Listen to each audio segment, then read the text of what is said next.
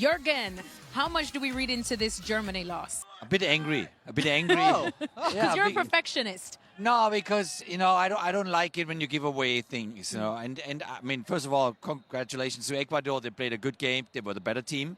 They created the better chances. They absolutely deserve to win this game. But if you're Germany, you are not happy. Absolutely not happy because you thought you kind of caught already a good rhythm. You had two nice results. Obviously, Curaçao you cannot really kind of put on the table. But in order to kind of pick up a bit more tempo and intensity, and also sending out some signals to all the other big nations, this is not enough. This is not enough for Germany, and I think they're gonna get some critics, from their media at home. Obviously, Manuel Neuer is back in goal. There was a lot of debate. Is he the right choice now? Is absolutely the right choice because he's still the best goalkeeper in Germany by far. But he didn't look good. Both goals did not look good. So there's a lot to talk about in the German camp. How would you feel if you're a German fan going into the knockout stages? Worried because they did actually make two changes. Both were because of injuries. Yes. So he picked his strongest side. But when you look at them, I'm looking for some inspiration from one of those players like Wirtz, like Musiala, like Zane, like Havertz. And there isn't any at the moment. Very flat, isn't it? They're doing OK. They're not playing badly in those front players, but they're not dynamic. We've seen so many good players in this tournament. Absolutely. I don't know if you noticed, but all three games that they played, they were the home team. Yeah. And by a lot. They are one of the home teams in this tournament for sure. And finally, the Ecuador that everybody expected came out versus Germany. Before this tournament started, we all did our predictions. I had Ecuador beating Germany. The only problem is I had them winning the group, not coming in third place. And you could say they played against a minnow in Curaçao, Germany. Guess what? That minnow didn't let Ecuador win. Right. And Ecuador was unrecognizable. Yeah. They in front of goal, it's the same old thing. Ecuador can't put the ball on the back of the net. They defend very well. They got a serviceable goalkeeper in Galíndez. They've got world-class defenders in Pacho and Hincapié. They've got two very good central midfielders in Caicedo and Vite. They have two speedsters in Ener Valencia and in Plata. They have a team that is formidable. Yeah. And we are finally seeing it today against Germany. I would hate to play this team now. I would hate to have this team in the round of 32. This is a team that's a dark horse for a reason. They didn't show up at all in the first two games. But this World Cup in the group phase is so forgiving, it's given them a second chance. And now we have a tournament. Mexico, Paraguay, and they will play the winner of France against Sweden in the round of 16. Well, that's bad news for Germany. You don't want anything to do with France. And you could say on the day, if everybody's at their best, it's possible they could upset France, but you're not putting any money on it. Yeah.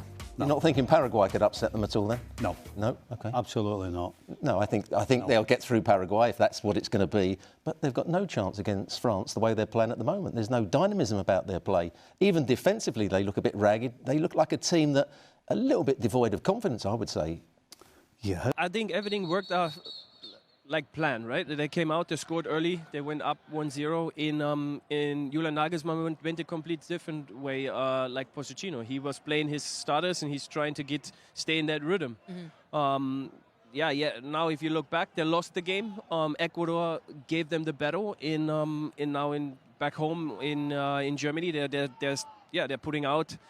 Maybe they were not ready. They were like don't take the bite and went go into the battle with the Ecuador. But yeah, now that's the risk what you can get, right? Like if you play your starters and then you're losing a game, that everybody's going, oh, is it enough? We're talking about we want to win it. Is it now enough to win it? So but that's something Germany always has to do. If Germany goes always into a tournament as one of their guys, they have to win it. So and they have that pressure and I'm pretty sure that they will have critics, but they will sit down and go through that and try to fix it to be ready for the knockout stage. And most people know that Germany is most of the time it's a country who's really grows into tournaments. And when you look at this Ecuador side, you're surprised that they haven't done particularly well because they've got some good players. Caicedo, Valencia, the front player, Estupiñán, the left back. These are all good players and they haven't really performed that well. But today they showed a lot of determination, a lot of energy, a lot of pace. They played some good football at times. They had to defend for their lives late on in the game, but they did everything they could to get back into the game.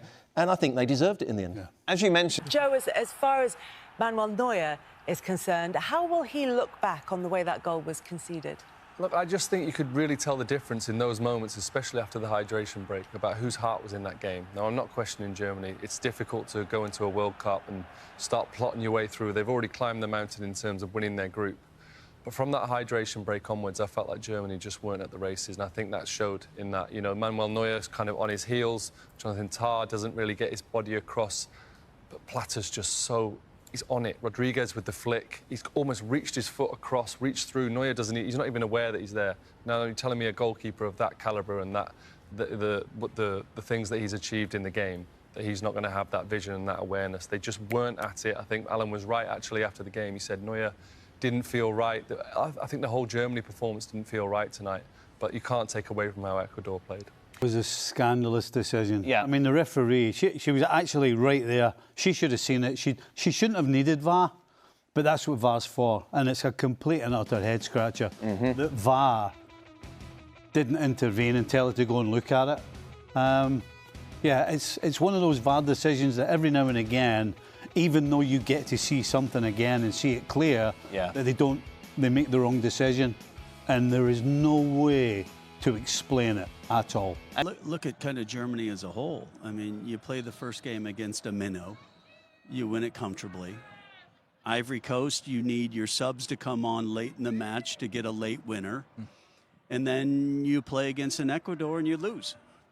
I think there's a lot of work to be done for Germany if they're actually going to be considered, you know, a contender and to go long in this tournament. I mean, because they haven't shown so far that they're ready for this. And there's been a lot of criticism, and there will be a lot of criticism. Now, I agree 100% with JJ that this is a team that can build into the tournament. We know that this is new for everybody. Nobody's ever played a round of 32 before, so maybe that's that extra opportunity in a knockout stage to get the momentum, the rhythm that Germany needs to. And maybe this was the wake-up call as well. Oh, so easy here, and look, we can make some subs and get the winner, and whoa, wait a minute. We're in a tournament now. We better wake up, and maybe that was the wake-up call. Their best team or their strongest team. I think they only made one change. So Nagelsmann was hoping the momentum could carry on. That's why you pick your best team in the third game, even though they'd qualified, even though they were going through. So you didn't give Ecuador much of a chance, particularly when they went 1-0 down to, as you said, a dodgy penalty, which it certainly was. How is that? But I mean, regardless of who he picks as a centre-backs, how are they going to take care of Mbappe? I mean, I'm not a fan of Schlotterbeck. I'm not. I'm not a fan of Ty either. And as a combination, I don't think they complement each other particularly well. So if you want to skip over Paraguay and look at France, I don't see how they can handle Mbappe. I just don't see how they're capable. It could be a long night. It's going to take us a long time to get outside of this stadium because they are not moving. It's going to take some to shift them because they are loving it, and so they should. They created an incredible atmosphere here this evening for you guys, and they were looking for a response from their players and from their manager, and that's exactly what they got. And I thought they did it in such a good way. When they had to go for it, when they had to gamble, they did that. And Valencia coming off and Rodriguez coming on, and he put himself around and the defenders couldn't handle him. And they deserved to win this game, and they deserved to go through, getting their first 2 goals and fighting and scrapping in the way they did. It was just great to be here, and it is. Germany's story is far from over, but one thing is impossible to ignore: the image of this legendary football nation has changed. For years, Germany was the team that everyone respected, the team that knew how to handle pressure and deliver on the biggest stages. But football never stays the same. Every great era faces challenges, and every champion must prove they still belong among the best. The world has watched giants fall before, but history has also shown that the biggest teams can rise again when they find the right answers. Now the question surrounding Germany is bigger than just one defeat. Can they rebuild their identity, bring back the winning mentality, and return to the top of world football? Or are we witnessing the beginning of a completely new chapter in German football? Only time will tell. But one thing is certain, when a football giant starts to struggle, the entire world pays attention. If you enjoy stories, reactions, and the biggest moments from world football and the World Cup, make sure to follow the channel because we have much more coming. And now we want to hear from you. Do you believe Germany can make a comeback and reach the final stages of the World Cup? Or is this the start of a new era? Drop your prediction in the comments, and if you think Germany can rise again, hit that like button and support the journey.